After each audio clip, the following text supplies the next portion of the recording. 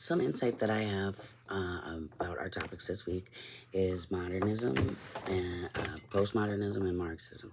So, Marxism, uh, he wanted, Karl Marx wrote the Communist Manifesto, and he wanted, what it basically wanted was not to have some overseeing government and all of the road work and the schools and all of the things that we pay taxes for would be businesses, be a business owned by someone in the public, and all of the wealth that the 1% has would be um, back into the economic system. He didn't just want to fix the system, he wanted to change it completely.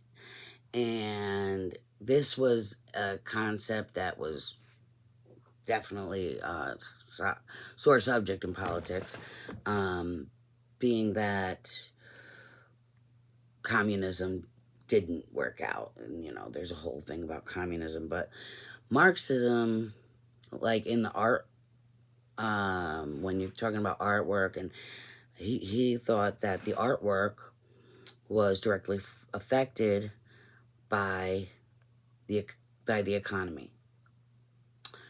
Looking at postmodernism and modernism, he found a direct correlation between the ups and downs of the economy and the ups and downs of the artwork and what it was, and the tone and the attitude and how it felt.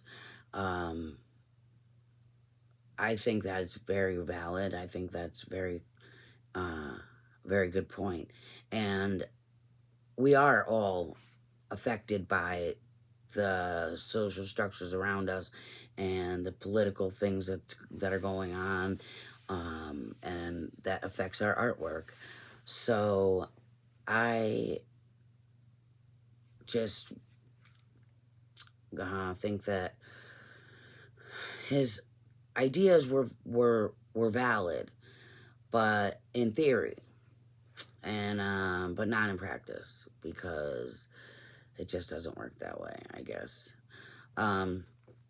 Marxist critics would say that as well. I think that modernism is interesting because it was after World War II, and they really wanted modernists. Everybody in the world wanted some safety and unity and to be rebuild, and art was very experimental. I thought that one idea about fragmentation.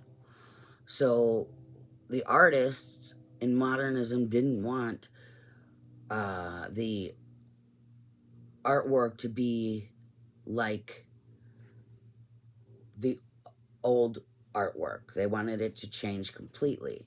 So they went to postmodernism, and they wanted to just get rid of the lines altogether. They had a lot of fragmentation, and they would take different images and just put them together, cut them up and put them together, collages and things like that. But that's where abstraction came from, and I am an abstract artist, and it's it's great to know where it came from, when the start of it was and what it's about.